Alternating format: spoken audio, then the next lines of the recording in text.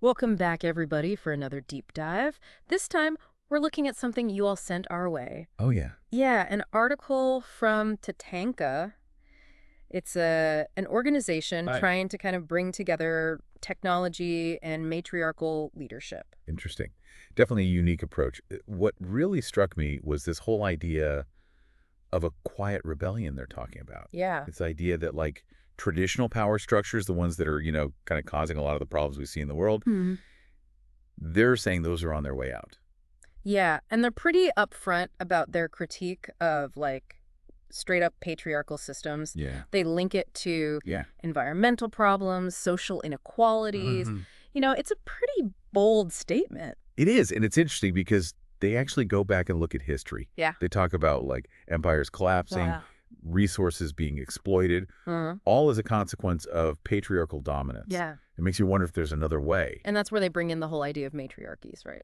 Exactly. And they're not saying, like, get rid of men, only women rule, but rather like a rebalancing, Right. using those kind of principles of community, sustainability, and justice. Yeah, it's not just about swapping who's in charge. It's like changing the values underneath, Exactly. the values that are actually running the systems and the Which- institutions we have. Yeah. Tatanka's argument is that, looking back, matriarchal societies have actually been more resilient, Interesting. more sustainable, Okay. and more in tune with nature. Mhm. And they make decisions in a more collaborative way. Interesting. Oh. So they're not just pulling these theories out of thin air. Right. They're saying, we're actually structuring our organization based on this. Yeah, they've got this group, the Circle of Wisdom, Yeah? a council of these matriarchs Right. from all different backgrounds, Right. and they're the ones guiding everything. That's fascinating. Blending, like, tradition with progress. Yeah, exactly. Taking this ancient wisdom from all these cultures. But at the same time, embracing things like AI. Total, yeah. It's like, look, we can learn from the past. AD used the tools of the future to create something new. Yeah, and they're actually doing it. Yeah. Like, they highlight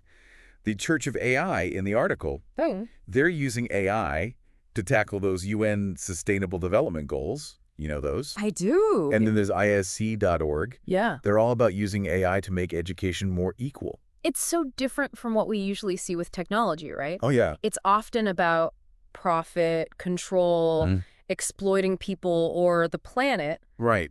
But Tatanka seems to be proposing a whole different way. Yeah, using technology to actually benefit everyone. Right, and that's where their social action platform comes in. VOX.GDN, yeah. What's interesting is that it's like AI managed but governed by this matriarchy. Yeah. And they're even using AI to customize the content. Yeah, for different languages and cultures. I mean, could this be a solution to some of the mess we see with social media today? Interesting question. The echo chambers, the misinformation, Mhm. the way it seems to divide us instead of bringing us together. Yeah, it's like they're trying to build a space where people can actually connect and collaborate. Right, and it's not just talk. They have real stories to back it up. Yeah, like Yara Endione's story, the Yo! woman who started River Code in Dakar. A program teaching girls to code? Yeah, and what's so powerful about her story is that it shows how you can empower people within a system that actually supports them. Yeah, she faced a lot of challenges. Yeah. But with Tatanka's help, she made it happen. And it wasn't just about teaching technical skills, right? No, not at all. These girls were using code to create projects. Yeah, Inspired by their own heritage and community. yeah, tackling real problems in a way that made sense for their culture. Such a cool example of how technology can preserve and celebrate culture Absolutely. while also empowering people to make a difference. Yeah, she even got featured on VOX.GDN. Oh, wow. Brought her international attention. Investors, NGOs, all supporting her program. That's amazing. Really shows Tatanka's point about investing in people and communities. Especially the ones who've been left out in the past. Okay, so we've seen how they connect history, social critique, and real-world examples to make their case. But how do they actually put this into practice? How do these matriarchal principles and AI work together? Now, that's where it gets really interesting. Right. Their Circle of Wisdom leadership is a perfect example. Yes. They're all about collaboration, Mm-hmm. collective decision-making. Not just a top-down hierarchy. Exactly. And their AI initiatives are so fascinating. Oh, for sure. Church of AI tackling global issues. Okay. ISC.org focusing on education equality. Yep. VOX.GDN creating that platform for global dialogue. It's all very ambitious. It is. It really makes you think, can they actually achieve all of this? Yeah, can they really deliver on that promise of a more balanced and sustainable future? I guess that's what we'll be digging into as we continue this deep dive. What are some of the roadblocks they might face? Trying to make this vision a reality. Yeah, exactly. Lots to think about there. Yeah. Definitely. Yeah, that is the big question, isn't it? I mean, the problems they're trying to tackle, Yeah. they're huge. We're talking about systems that go way back.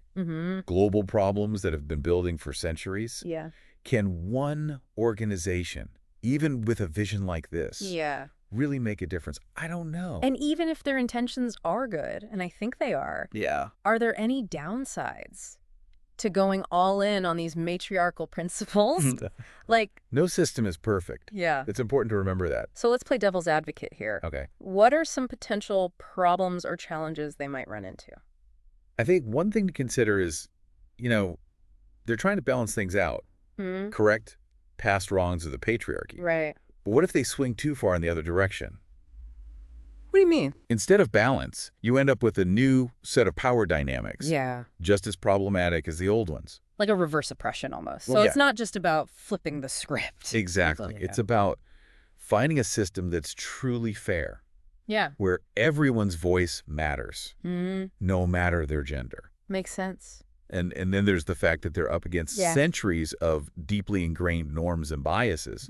Even if people agree intellectually that a matriarchal approach is good, Right. actually changing our behavior, that's a whole other thing. It's like those unconscious assumptions we have Right. about what it means to be a man or a woman. Yeah, it affects everything, personal relationships, political systems. Right. Yeah. Unlearning that stuff takes time. The long process. Yeah. Not going to happen overnight. It sounds like it requires some real soul searching to challenge your own belief. Absolutely. And patience and understanding Yeah. as we have these conversations Right. and work towards something better. So it's not about blaming anyone for the system they were born into. Right. It's about realizing we all have a part to play in changing it. In dismantling it. Yeah. Yeah.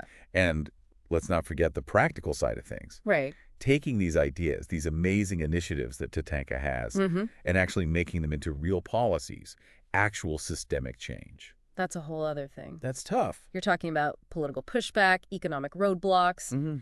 It's like trying to turn around a giant ship. Right, sir. It takes time, coordination, effort. And we have to be realistic about those challenges. Yeah. But we can't lose hope either.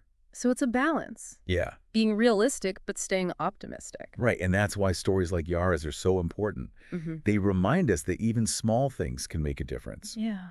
One person's courage can inspire others. Yeah. Change is happening. It's just, one person at a time, one community at a time. Like that quote, be the change you want to see in the world.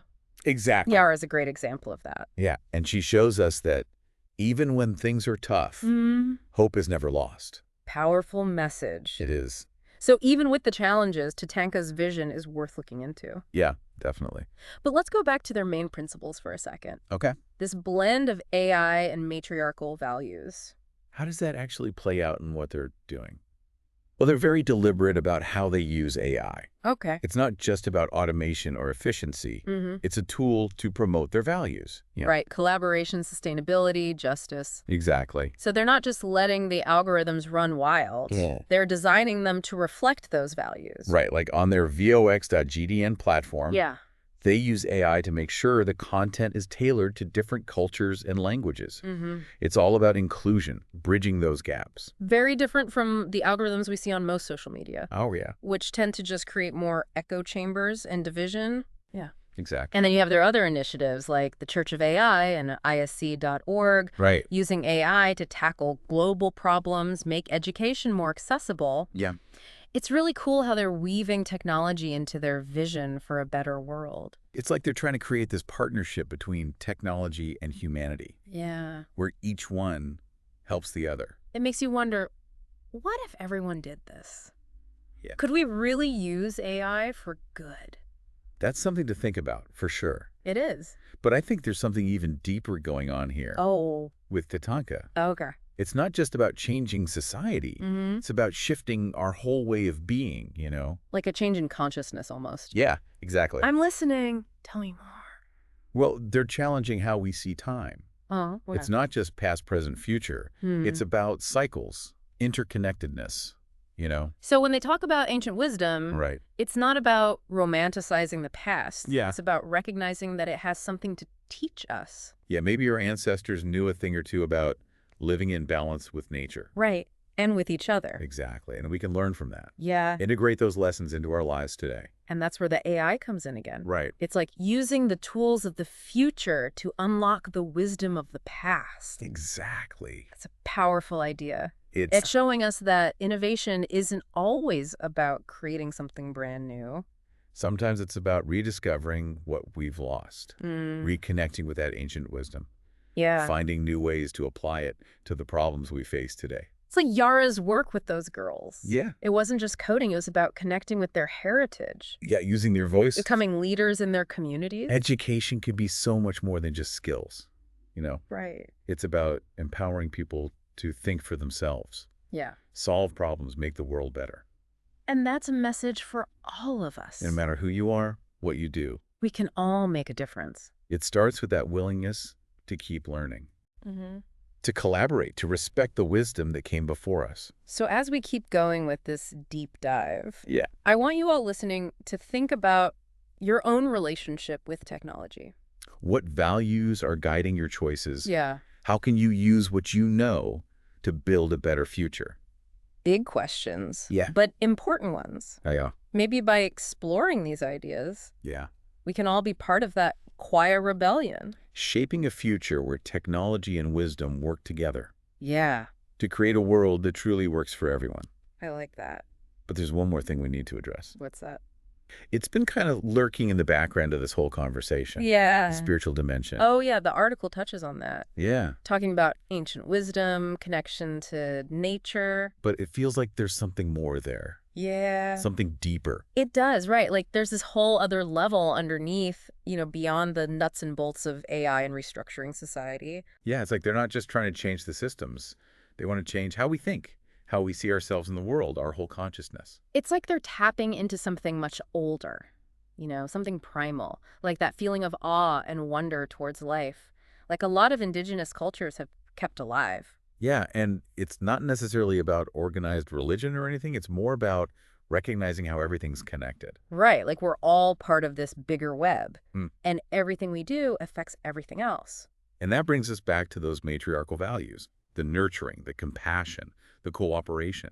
Those things are often linked to a more holistic, interconnected way of seeing the world. It's not that men can't be nurturing or compassionate, of course, but those qualities haven't always been valued in, more patriarchal societies. Exactly. It's not about one gender being better than the other. It's about bringing back those essential qualities. Yeah, the things we need to thrive as a species. It makes you wonder, is that the key? The key to what? To actually creating a future that's sustainable and just. This spiritual dimension, this feeling of being connected to something bigger than ourselves. It's a really interesting thought, and it definitely fits with a lot of indigenous wisdom traditions. The ones that see humans as part of nature, not separate from it. So maybe the answers aren't just in technology or politics. Maybe Maybe it's about changing how we see ourselves, our consciousness. Maybe it's about rediscovering that reverence for life, for the planet, for each other, and letting that guide us. That's pretty deep. And I think TATANKA, with this whole mix of ancient wisdom and futuristic tech, they're giving us a peek at what that could look like, Yeah, they're saying it doesn't have to be either. It's not tradition versus progress. It's about weaving them together. Yeah, to create something new, something better. It's like a whole new story, a new way of being in the world that respects the past but is also open to the future. It's a really powerful message of hope, especially these days. It reminds us that we can make things better, but it has to start with us. With changing how we think and what we value. Wow. Well, folks, that wraps up this deep dive.